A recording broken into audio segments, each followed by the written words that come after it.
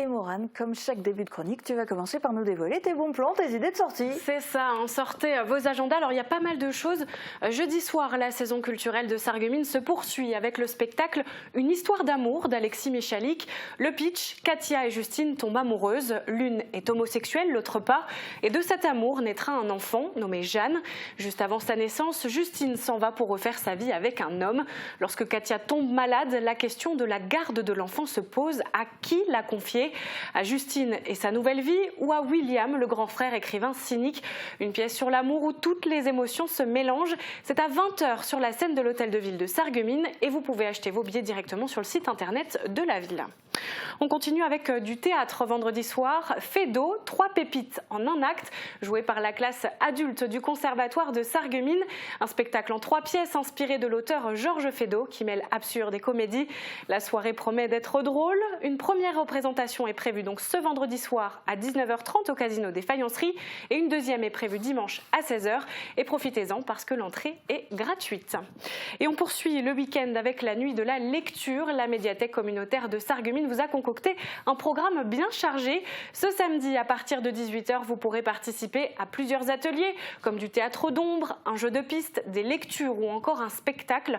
Le programme complet est à découvrir sur le site internet de la médiathèque. C'est gratuit, mais attention, toutefois, certaines animations sont soumises à la réservation.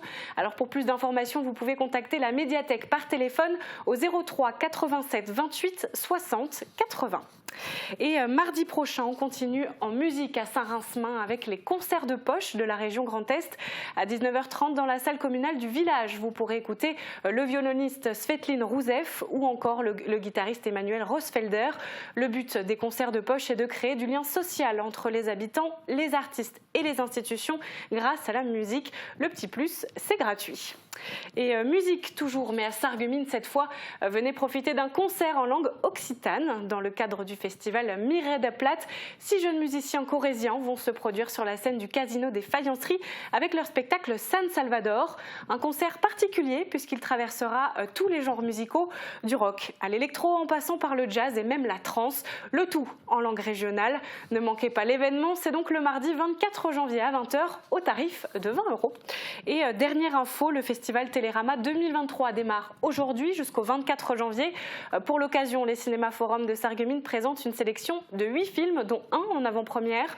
Petite spécificité, si vous êtes abonné à Télérama, cela vous donne droit à un pass valable pour 2 personnes pour bénéficier d'un tarif réduit, 4 € par personne et par séance. Ce pass est disponible dans le dernier numéro de Télérama.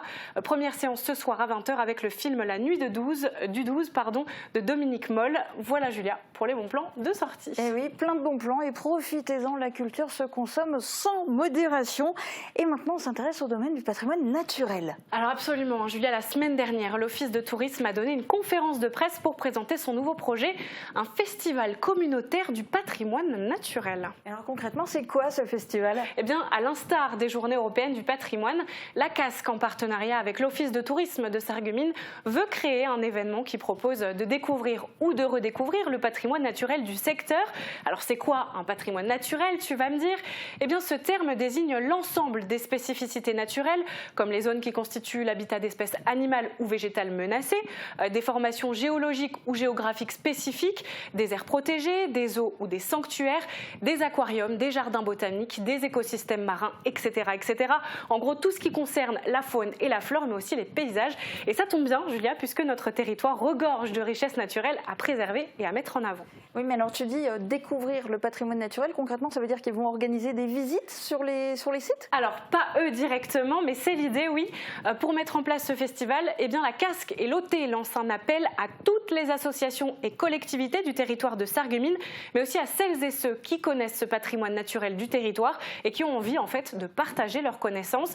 Alors en gros, c'est un appel à projet qui permettra à l'Office de tourisme notamment de recenser toutes les activités proposées afin de créer un programme du festival. Quelles activités par exemple ? Alors ça peut être des ateliers, des visites, des balades. Pour les idées, les organisateurs donnent carte blanche du moment que ça concerne le patrimoine naturel, évidemment. Et pourquoi lancer ce festival ? Eh bien pour répondre à ta question, Julia, je vais laisser la parole au représentant du Conservatoire des espaces naturels du Conseil de développement de la Casque. Écoutez. Alors tout le monde connaît les Journées européennes du patrimoine, mais on connaît moins le patrimoine naturel de notre territoire. Et ce patrimoine est très riche. Donc ce festival du patrimoine naturel sera donc l'occasion pour nos concitoyens de découvrir ce patrimoine. Oui, alors les pratiques touristiques ont évolué depuis la crise sanitaire du Covid. Donc les gens commencent à redécouvrir, parfois même découvrir leur territoire, donc toutes les richesses locales de leur environnement. Voilà, donc l'enjeu est surtout pédagogique.